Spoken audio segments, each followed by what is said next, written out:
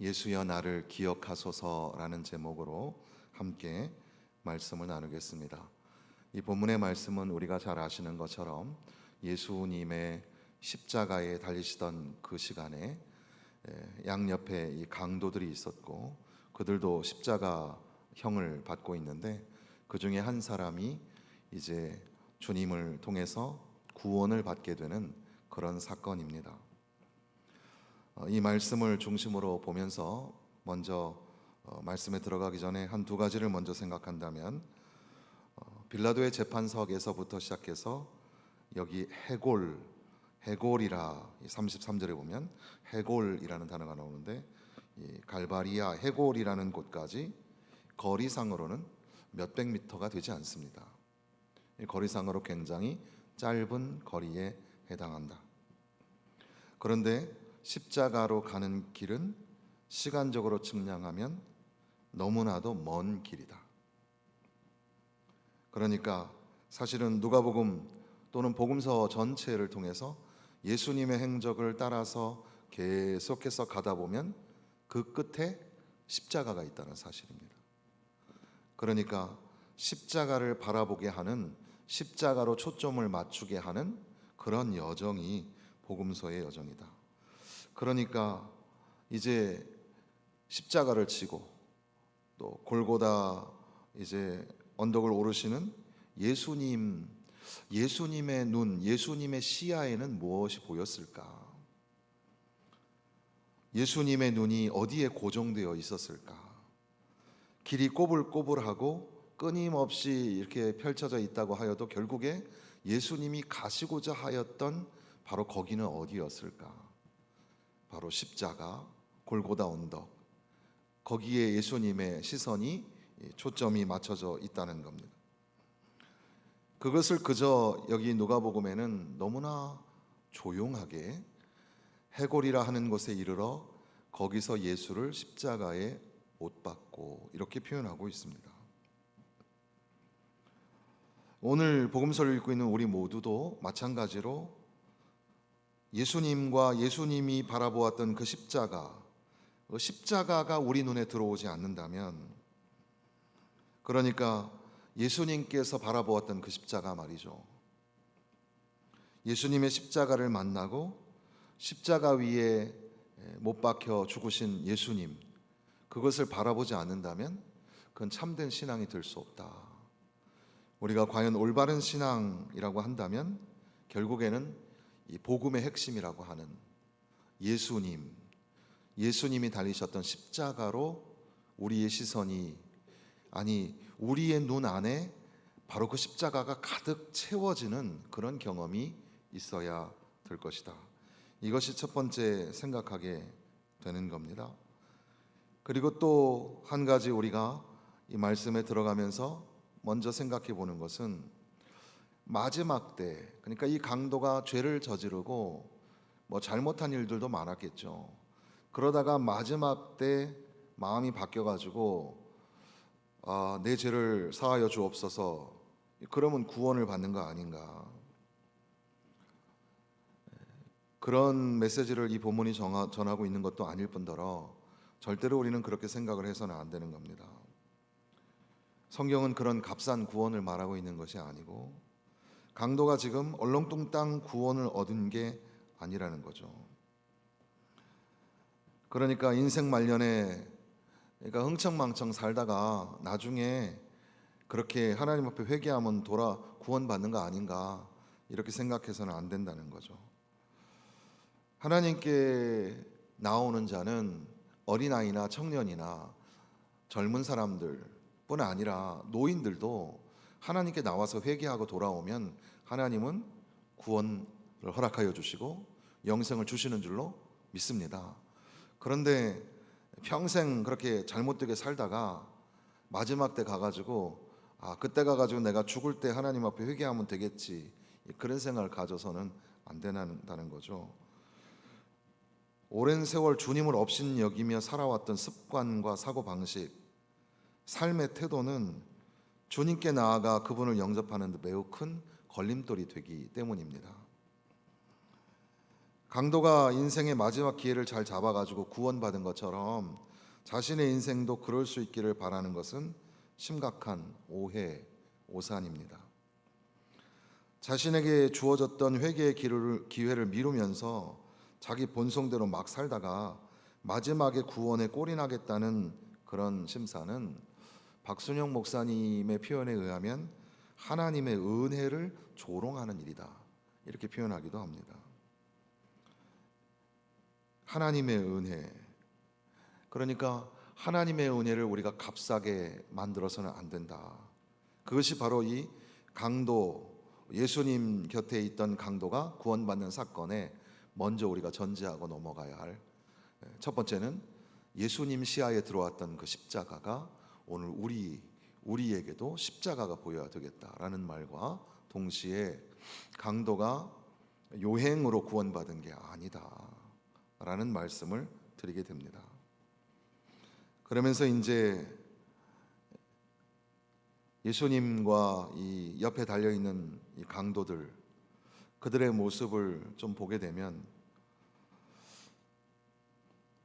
예수님의 십자가는 참 어떻게 보면 우리가 아무리 아름답게 표현을 하려고 해도 죄인의 형틀이었고, 거기 곁에는 죄를 짓고 십자가형을 받고 있는 강도들이 달려 있었다. 이거를 어떻게 우리가 숨기거나 감출 수 있는 그런 사건이 아니고, 오히려 어떻게 보면 이 사건이 복음서를 통해서 매우 구체적으로 드러나 있다는 사실은 오늘 우리에게 주시는 메시지가 분명히 있다, 이렇게 우리가 깨닫게 되는 겁니다.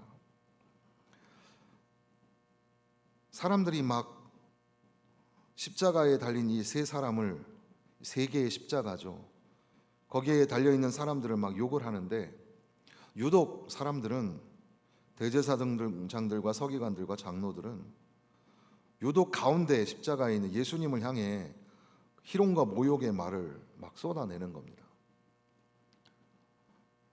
그런데 우리가 상상을 해보면 더군다나 그 옆에 있던 이 강도들도 그 자기의 고통에 막 비명을 지르면서도 저 군중들과 똑같이 가운데 달려있는 예수를 막 조롱하고 예수에게 막 분노를 막 표현하면서 같이 욕을 했다는 거죠. 이런 상황 속에서 갑자기 한 강도가 회심을 하게 되는 그런 경험이 생기게 되는데, 그 상황을 조금 우리가 좀 이 행간을 통해서 생각을 해보면 막 이 자기의 고통에 막 겨워하면서 막 욕을 하고 그 가운데 달려있는 예수님을 욕하고 군중들처럼 네가 한번 뛰어내려와라 와봐라, 지금 이 마태복음에도 기록된 것처럼 이 강도들도 우리도 좀 구원해 달라, 네가 정말 구원할 수 있으면, 여러 가지 막 조롱과 욕이 섞여 있는 그런 상황 속에서 갑자기 이 사람 마음속에 멈춰서 생각하기를, 왜 나는 저 사람들하고 똑같이 이 사람을 욕하고 있는가? 이 사람이 정말 욕을 받을 만한 사람인가? 내가 그를 욕할 만한 자격은 있는가? 자신을 못 받고 희롱하는 사람들을 향하여서 그 우리가 읽지 않았지만 34절에 보면 아버지 저들을 사하여 주옵소서 자기들이 하는 것을 알지 못함이니이다. 그렇게 자기를 조롱하는 사람들을 용서해 달라고 하나님 앞에 기도하는 그런 분을 욕할 만한 그런 어떤 자격과 이유가 내게 없다는 것을 발견하게 되는 거죠.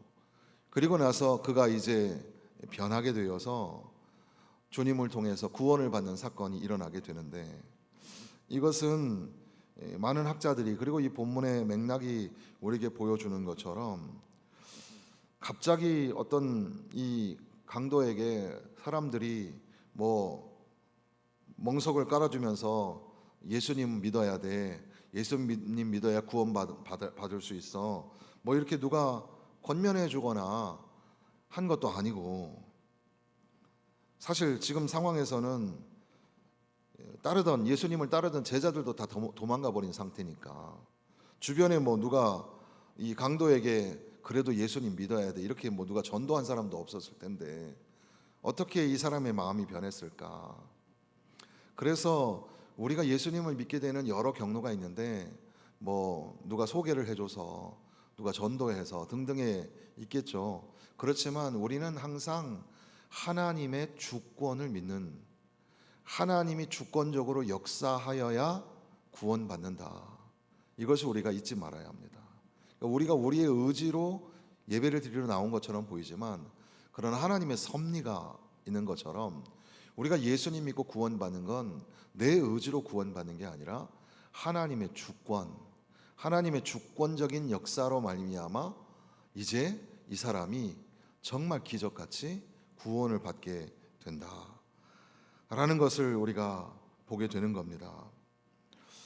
구체적으로 이 강도에게 일어난 변화들을 가만히 보면 이 40절 말씀에 있는 것처럼 하나는 막 네가 그리스도라면 너와 우리를 구원하라 막 이렇게 소리를 치는데 반면에 이 다른 사람은 꾸짖으면서 이르기를 네가 동일한 정죄를 받고서도 하나님을 두려워하지 않느냐.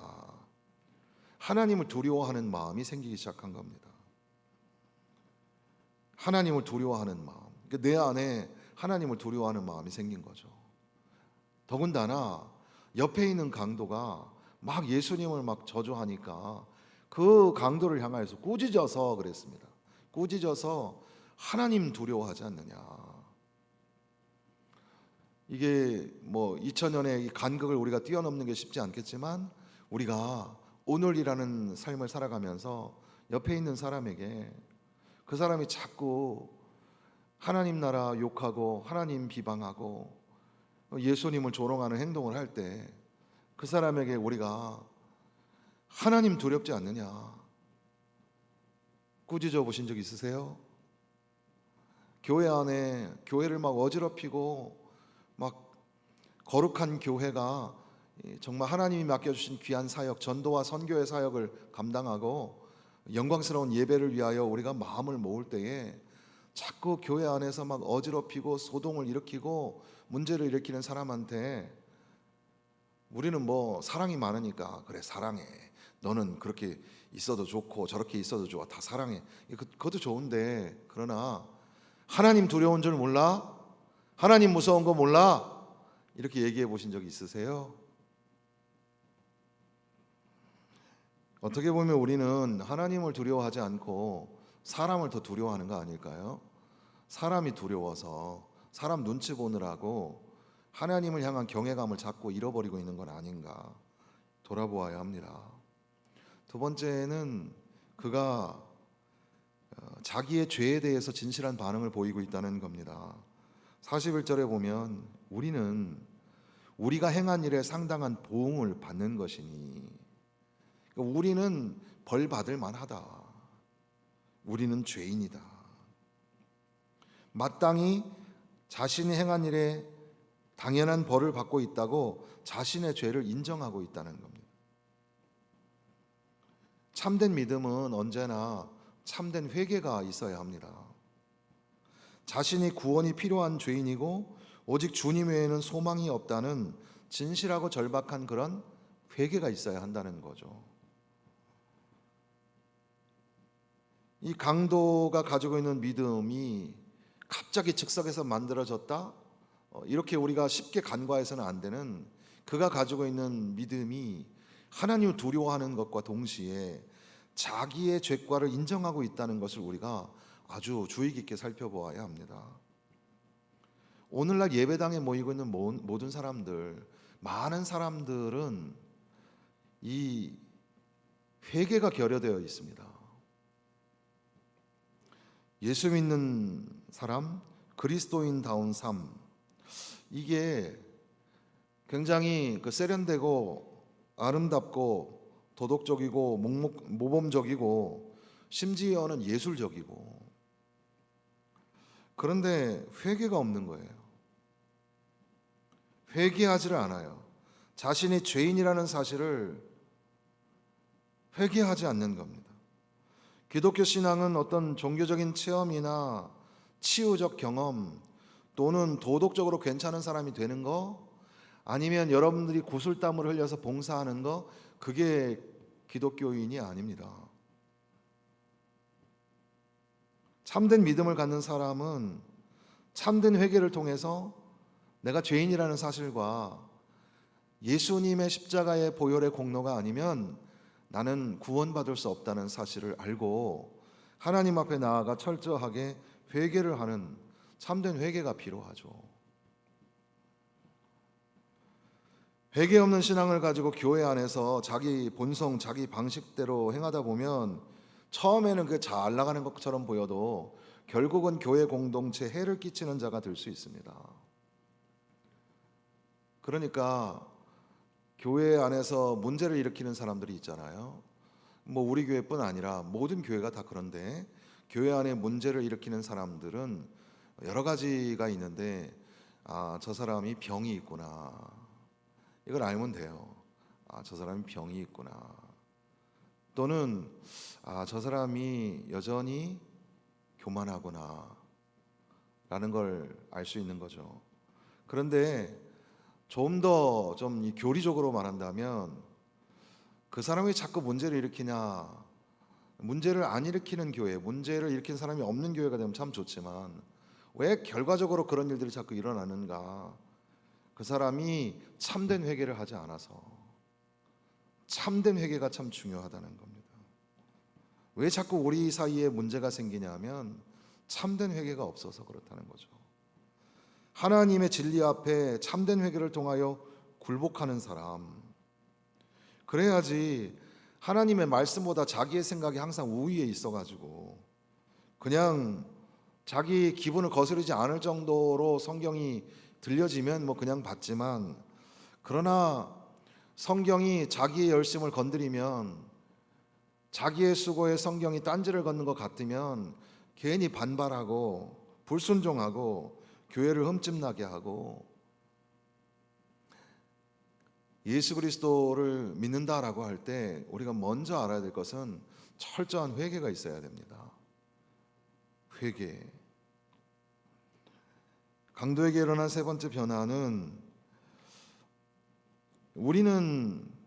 우리가 행한 일에 상당한 보응을 받는 것이니 이에 당연하거니와 이 사람이 행한 것은 옳지 않은 것이 없느니라. 예수 그리스도를 향한 신앙 고백이 생기는데 예수님을 변호하고 있다는 거죠. 이 사람은 잘못한 일이 없다. 이 사람의 행한 것은 옳지 않은 것이 없다. 처음에는 군중들과 함께 자기들도 고통스러우니까 비명 중에 막 소리쳐서 예수님을 조롱하던 사람이었는데 이제는 예수님을 변호하는 사람이 된 겁니다. 예수님을 죄인 취급하고 십자가에 못 박아라 그렇게 할 때 예수님의 무죄를 주장하면서 변호사가 되고 있는 거죠. 그것도 죽음 직전에 그가 이렇게 표현했다는 것 자체는 대단하고 담대한 그런 용기와 믿음이 아닐까.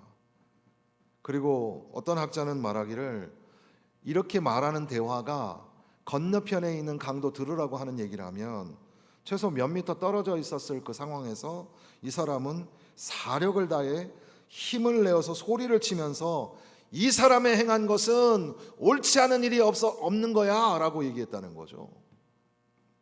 이 외침이 바로 군중들을 향한 외침이고 세상을 향한 외침이 아닐까요? 그러니까 우리가 참된 믿음을 갖고 참된 회개를 경험한 사람이라면, 예수님이 조롱받고 있을 때, 교회가 욕을 얻어먹고 있을 때 세상을 향하여 예수님이 죄인이 아니신데 예수님이 너를 구원하시기 위해서 십자가에 달려 죽으신 거야, 그렇게 우리가 소리를 치고 외칠 수 있겠는가? 과연 나는 교회를 변호하고 하나님 나라를 변호하는 삶을 살아가고 있는가? 더 나아가서 예수여, 이제 예수님께 말씀을 올리죠. 42절입니다. 예수여, 당신의 나라에 임하실 때에 나를 기억하소서. 나라라는 것은 그 킹덤, 왕국이 왕국. 거기에는 왕이 있는 거죠. 그러니까 당신의 나라가 임할 때 그 예수님을 왕으로 인정하는 거죠. 예수님의 십자가의 편말에 유대인의 왕이라 표시가 되어 있죠. 예수님은 가시면류관을 쓰셨습니다. 그런데 이 강도는 당신의 나라가 임할 때에 나를 기억하여 주옵소서. 십자가는 사실 흉악한 죄인의 자리고 온몸이 벌거벗겨지고 찢어지고 피를 흘리게 되는 그런 처참한 죄인의 자리이죠. 예수님이 왕의 보좌에 계시도 않고 왕복을 입거나 왕들이 쓰는 찬란한 금멸관을 쓴 것도 아닌데 강도는 지금 여기에서 주님을 왕으로 인정하고 있습니다. 그분을 왕으로 대접하는, 왕으로 믿고 간구하면서 그것도 공개적으로 고백하고 있는 거죠. 주님, 당신의 나라가 임할 때에 나를 기억하여 주옵소서. 그분은 무지한 분이고 장차 임할 나라의 왕이 되시고 나를 구원하여 주실, 사람의 영혼을 구원하여 주실 분이시다. 이게 참 강도가 했다고 하기에는 정말 대단한 믿음의 고백 아닙니까? 저와 여러분은 어떤 고백을 하고 살아가고 있는가? 주님의 나라가 임하실 것을 믿으십니까? 주님의 나라가 임하실 때 주님께서 통치자가 되시고 왕이 되시는 것을 믿으십니까? 그 나라가 임할 때 과연 나는 부끄러움 없는 하나님의 백성으로 살아가고 있는가? 주님은 죄가 없으신 분이신데 나를 위해서 십자가에서 죽으셨고, 주님은 나를 다스리시고 나를 통치하시는 왕으로 오셨으며, 주님은 오늘도 나의 생명을, 나의 영혼을 구원하시는 분이시다. 이런 고백이 저와 여러분들에게 다시 한번 생겨나기를 간절히 소망합니다. 그럴 때에 주님께서 예수님의 제자들에게 아마 수차례 얘기했을 텐데, 마태복음 10장에 보면은 누구든지 사람 앞에서 나를 시인하면 나도 하늘에 계신 내 아버지 앞에서 그를 시인할 것이요, 누구든지 사람 앞에서 나를 부인하면 나도 하늘에 계신 내 아버지 앞에서 그를 부인하리라. 나는 주님을 시인하는 삶을 살고 있는가? 주님을 부인하는 삶을 살고 있는가? 우리가 이제 좀 다 잊어버렸겠지만 주일날 들었던 말씀들 생각해 보면, 나더러 주여 주여 하는 자마다 아버지께로 올 자가 아니라 아버지의 뜻대로 행하는 자라야. 아버지의 뜻이 뭘까? 예수 그리스도를 믿고 빛으로 오신, 생명으로 오신, 길과 진리로 오신 예수님을 믿고 예수님을 영접하고 구원받기를, 그렇게 독생자를 내어주시기까지 사랑하신 것이 아버지의 뜻인데, 과연 나는 이런 고백과 증거를 가지고 살아가고 있는가? 그렇지 않다면 이 강도의 믿음보다도 못한 믿음을 우리가 가지고 살아가는 거 아닙니까? 그래서 이 십자가의, 골고다 언덕의 십자가 이야기는 고난주간이나 부활절 즈음에만 들려지는 말씀이 아니라 매주일마다 이 말씀을 기억하셔야 되고, 매주일마다 우리는 골고다 언덕의 십자가를 바라보아야 한다는 겁니다. 이렇게 우리는 이 강도의 믿음을 조금 살펴보았습니다.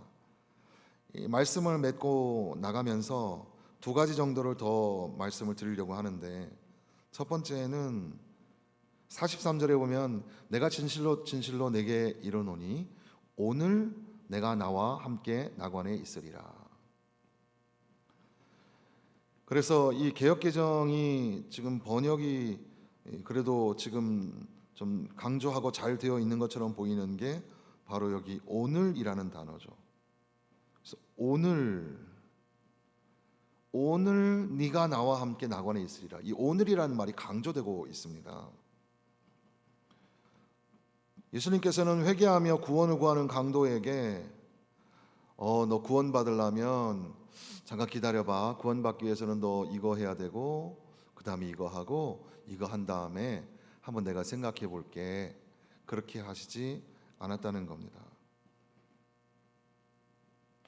중간 과정을 통해서 하나님 나라에 가는 게 아니라는 거죠.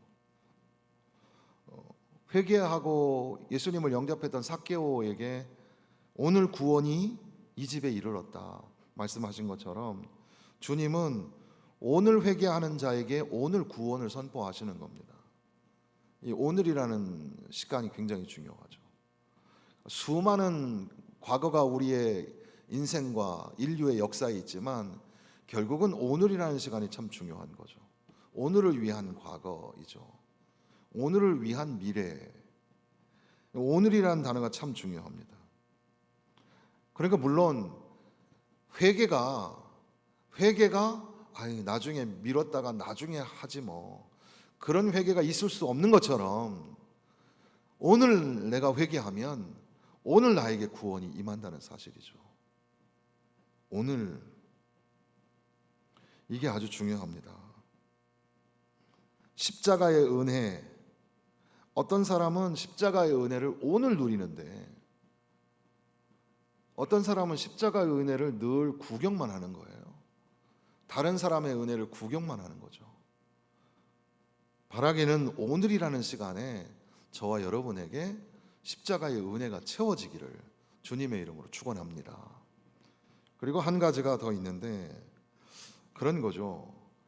다시 한번 우리가 골고다 언덕으로 올라가 보시고 거기에 이제 예수님의 십자가가 있고 우리는 통상적으로 이제 가운데 예수님이 계셨겠죠. 좌우편에 강도들의 십자가가 있었습니다. 똑같이 예수님과 같이 있었습니다. 근데 어떤 사람은 저주하다가 죽음을 맞이하고 어떤 사람은 믿음을 회복하고 구원을 받습니다. 십자가를 사이에 두고 두 진영이 있는 것처럼 보이죠. 이게 딱 우리의 세상이 그렇습니다. 십자가를 중심으로 양옆으로 그렇게 두 강도가 있었던 것처럼 복음이 전파되는 세상 속에도 똑같이 어떤 사람은 복음을 받아들이고 어떤 사람은 그렇지 않는 사람도 있다는 사실이죠. 복음에 대하여 엇갈린 반응을 보인 사람들 결국 그들의 운명이 그렇게 둘로 갈라지게 된다는 거죠. 그러고 보면 십자가를 기준으로 하여서 두 진영이 나눠지는 것처럼 보이기도 합니다. 그러니까 하나님의 말씀이 선포되는 곳마다 예수 그리스도의 십자가가 우뚝 세워지게 될 텐데 어떤 사람은 십자가를 받아들이지 못하고 그러나 어떤 사람은 도무지 자기가 구원받을 수 없는 죄인인 것을 알고도 하나님 앞에 회개하며 하나님이 부어주시는 놀라우신 십자가의 은혜와 사랑을 체험하게 된다는 겁니다. 바로 오늘이라는 시간에 말이죠. 잘 생각해 봐야 합니다. 그래서 아마도 바울 사도는 고린도전서 1장에서 말하기를 십자가가 멸망하는 자들에게는 미련한 것이고 구원을 얻는 우리에게는 능력이라 이렇게 말씀하셨는지도 모르겠습니다. 그러니까 이러한 나눔이라는 건 그냥 우리가 영남 호남 나누는 것 또는 윤리적으로 네가 더 잘했네 더 못했네 이런 나누는 정도 수준이 아니라 십자가로 나눈다는 거 이거는 영원한 영생을 얻느냐 못 얻느냐 천국이 있느냐 없느냐 요즘에 그 연극이 하나가 희한한 연극이 나와서 그 지옥이 없다라는 메시지를 전하는 목사 그거에 관하여 황당해하는 성도들 사이에 이제 토론이 벌어지는 그런 게 지금 연극에 올라와서 그게 지금 막 이제 종교계에 많이 이제 도전이 되는 화두가 되는 그런 사건이기도 한데 과연 여러분들은 영생을 믿고 천국과 지옥을 믿는가? 하나님의 말씀이 선포되어지고 십자가가 우뚝 세워지는 곳마다 한편 강도와 또 다른 강도가 구분되어진다는 것을 우리는 잊어버리면 안 됩니다. 이렇게 다시금 예수님과 골고다 언덕, 그리고 그 십자가에 매달린 강도가 예수님을 믿고 영접하는 과정 속에서 바라기는 바로 저와 여러분의 얼굴을 볼 수 있기를 바랍니다. 나는 어떻게 했을까? 그리고 이 사건의 나는 지금 어디에 있는가? 진지하게 고민하면서 주님을 향한, 예수님의 십자가를 향한 그런 믿음을 확고하게 세우고 살아가시기를 부탁을 드립니다.